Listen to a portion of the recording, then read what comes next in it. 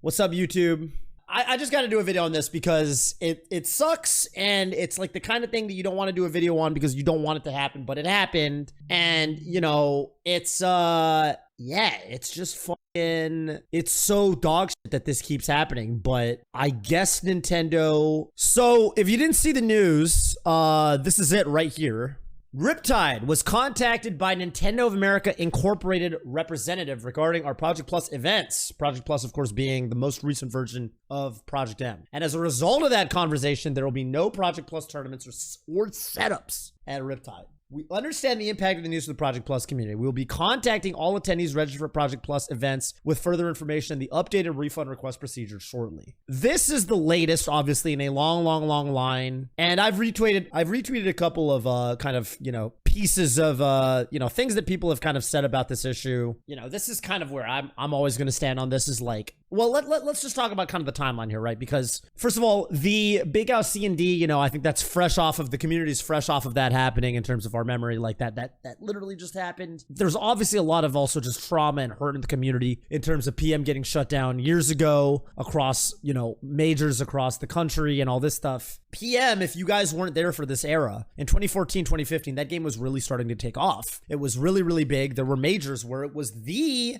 pretty much biggest event at some of these majors. Like this was the era of like Big House 4, and then early with 2015 going into Paragon. PM was getting huge, and you know, if you looked at the sorts of people that were entering PM, a lot of top players across games were entering it. You had Armada, Mewtwo King, players like that, but you had like Professor Pro, ESAM. But it was basically if you guys were there for it, PM almost served as this really neat bridge between the Melee and Brawl / Smash 4 / Ultimate community. There was a player who I really like from NorCal named DSS. DSS was a top 100 Brawl player on the final top 100 rankings for Brawl. And, you know, we were good buddies. We'd always talk to each other at locals, but we never could play games with each other because I was way too good for him in Melee and he was way too good for me in Brawl or Smash 4, right? So like we would never play with each other, but we would have really close even games with PM. And I always thought that was so fucking cool. And the game was really taking off, right? There was this great funnel too, you know, for people who care about Melee a lot. You know, there were a lot of people that got into Melee through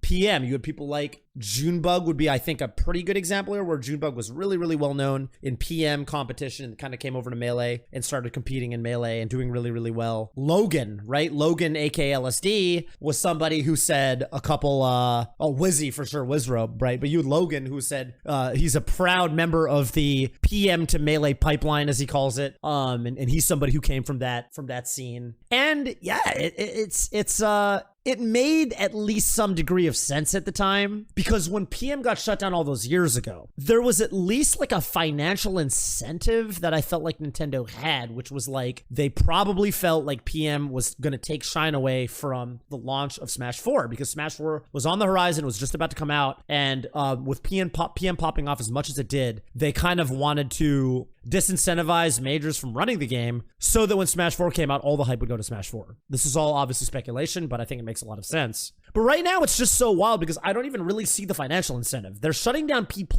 but like, I think Hungrybox actually tweeted this, and I'll just pull up his tweet. Reminder that Brawl doesn't even have active online servers anymore, because PM is a mod of Brawl, right? Like, what do they even really stand to do this? They're not really, I don't think you can really draw a financial line from this to, or like how do I word this? I don't think you can really say that Project Plus being at majors at this point is going to deter Smash Ultimate sales. Obviously, everyone who would have bought Smash Ultimate, for the most part, has already bought the game. There's just no way PM is going to affect their bottom line in terms of Ultimate, right? Like, it pretty much comes back to Nintendo just being a super tightwad over their own intellectual property. I don't know. I don't even really understand the answer is, to be honest with you, I think the answer is I just don't think there is a financially driven incentive. I think it is primarily driven by IP control. And it sucks ass, but Nintendo, as we know, is extremely protective. There's so many instances of them shutting down fan projects. This unfortunately does seem to be the latest in the line, but it blows. It blows because, let alone how big Smash could be if Nintendo actually bolstered the community and had a direct line to us and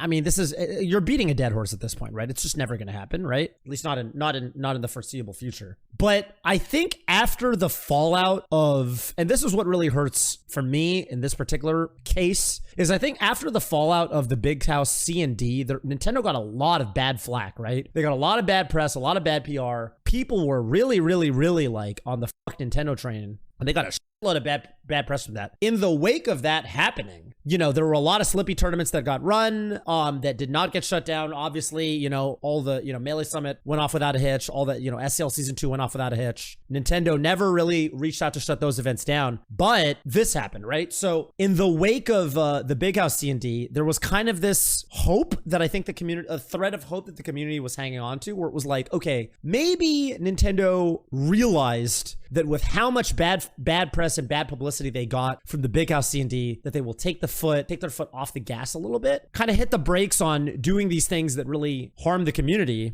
because bad press will impact their bottom line. But it seems with this Project Plus cancellation Riptide, it really seems like Nintendo has said, you know what, we got to stick to our guns on this one. And that blows, because especially when you consider that with the Big House C&D, there was the Nintendo connection where it felt like, okay, at least that makes sense from a business perspective, I suppose. With Riptide, this is a brand new tournament franchise. They have no formal relationship with Nintendo. So the fact that Nintendo got wind of this and actually reached out, and the fact that this is going public, is really, really, really unfortunate. And to be honest with you, I feel like this is further than Nintendo's gone in the past. This is them, I would say, stepping a little bit further into shutting down FanWorks than even the Big House C&D, where at least with that, I felt like, okay, I guess it makes sense if Big House is an official partner, because they're not going after Smash Summit. They're not going after LACS. This is kind of uncharted territory in that regard. They're more public with it than they've been before. So yeah, I feel terrible for the Project M community. Obviously, Project Plus is a fucking sick game. I just think that, like, you know, they've had so much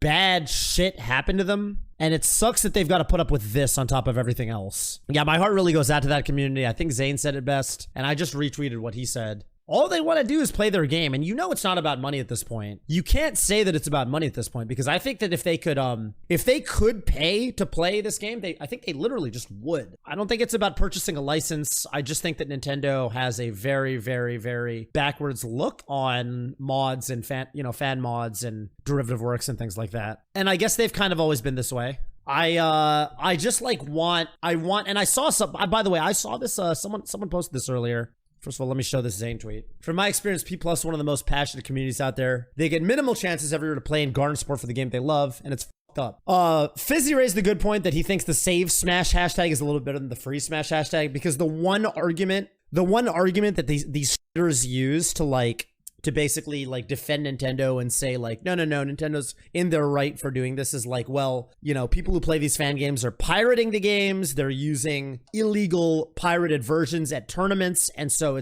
that's why this is something that Nintendo needs to do. But you know, with these PM setups, I don't know if you guys have played PM or P Plus. A lot of the time, typically you actually just use official versions of Brawl. You use actual copies of the game. Not that it would even matter at this point, because you can't buy Brawl from Nintendo anymore. You have to get it on resale. Nintendo's never going to see an ounce of profit from Brawl copies of Super Smash Bros. Brawl in 2021. It doesn't even matter to them at this point, right? So, you know, this is kind of debunking an argument that already is standing on shaky ground to begin with. But yeah, to those people who kind of defend Nintendo and say, well, they're using pirated copies, it's like, well, they're really not. Typically, they're just using Brawl discs, actual Brawl discs. So there's just nothing you can really say about it. I mean, this is the exact same thing that I said when the Big House C&D happened. But I mean, I've bought probably like at least 5 to 10 copies of Super Smash Bros. Melee in my time. I've spent way more money on the game than people are willing to. The people who say, oh, illegal pirate copy, this, that, and the other. Like the competitive scene has just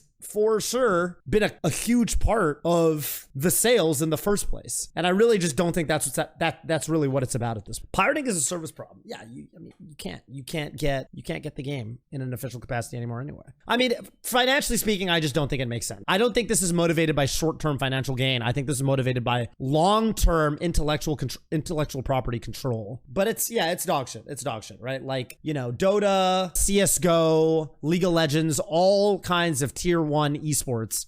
Pretty much like the big tier 1 esports at this point, if you're not counting Valorant, which is inspired by Counter-Strike anyway. All of these esports were in some way, they had modding in some way as a cornerstone of their history. That could have been like Smash. If there's any platform fighter that was going to reach that level of size and scale in terms of competitive gaming, it would have to be Smash Bros. But it's just not going to happen if Nintendo keeps pulling shit like this. And Nintendo definitely does not give a shit about esports, which is why I'll see all of you guys on October 5th when Nickelodeon All-Star drops.